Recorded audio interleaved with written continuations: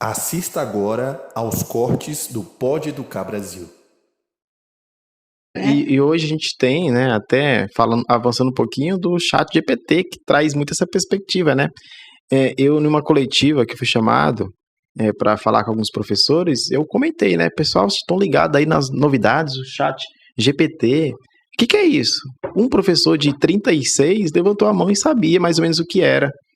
Eu falei, bom, a gente tem que começar a pesquisar um pouquinho, porque hoje... Professor de 36, Laércio, é que nasceu em 1936 Não, ou tem 36 anos? Não, 30... Não, um em 36. Ah, entendi. Tinha cerca de 36 professores 36, na coordenação, entendi. E só um sabia, né? Eu ouvi falar. E aí eu fiquei pensando assim, cara, se esse professor pede para o aluno fazer um trabalho sobre capitalismo e socialismo, se ele não conhece essa ferramenta, o aluno conhece, o aluno coloca lá no ChatGPT.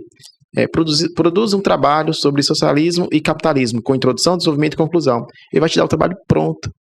O aluno só vai copiar, botar no Word, formatar, às vezes nem formata, imprimir e entrega. E o professor, nossa, que trabalho bom, hein? Mas não sabe que foi a inteligência artificial que fez.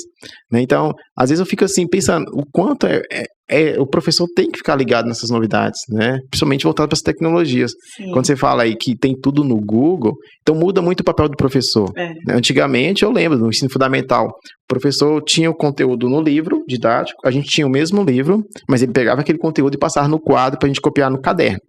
Então, estava ali a informação no livro, no caderno e no quadro. Em algumas etapas é interessante a cópia, né? Mas durante toda a formação isso era cansativo. E hoje o aluno tem tudo aqui no dispositivo bem pequenininho, né? Todas as informações o aluno tem aqui.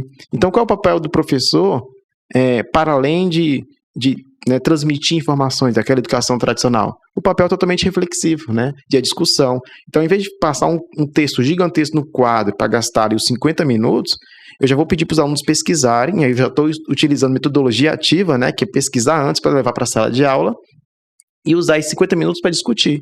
Então, isso dá trabalho para o professor também. Inclusive, eu defendo muito o uso do celular em sala de aula, né?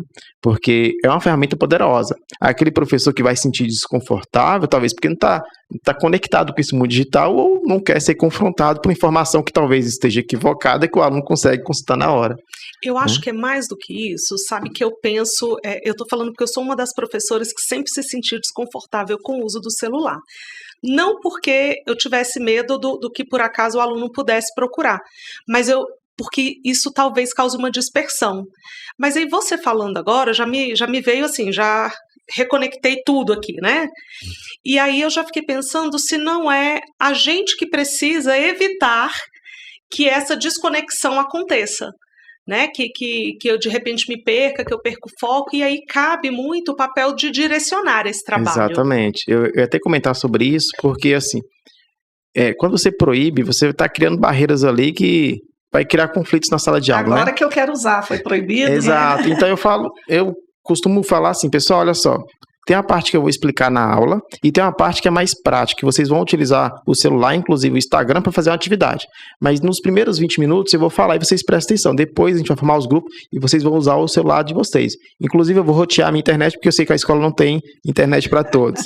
Então a gente já meio que organizou, né, um combinado dentro da sala de aula e funciona super bem. E os alunos dominam, né? Eles dominam muito as tecnologias, mas para fins não pedagógicos. Aí cabe a nós instrumentalizar. Olha só, como é que você pode utilizar esse computador aqui nas mãos de maneira intencional e pedagógica. Aí a gente tem que fazer isso. Por isso que o professor tem que ter formação continuada, justamente para pensar como utilizar as tecnologias de maneira intencional. Não só pegar um texto que está no livro, jogar no projetor, estou utilizando tecnologia. Não, você só está mudando ali o meio pelo qual a informação está sendo veiculada. Aqui ele consegue assistir um vídeo no YouTube, usar o ChatGPT, ver uma postagem no Instagram, utilizar links, hiperlinks, e-mail, e aí você está trabalhando os gêneros textuais que estão lá na BNCC.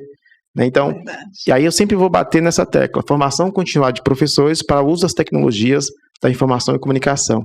E até tem um professor da UNB, o Gilberto Lacerda, que ele acrescenta outro termo, tecnologias da informação, comunicação e expressão, porque nós também nos expressamos por meio das tecnologias, né?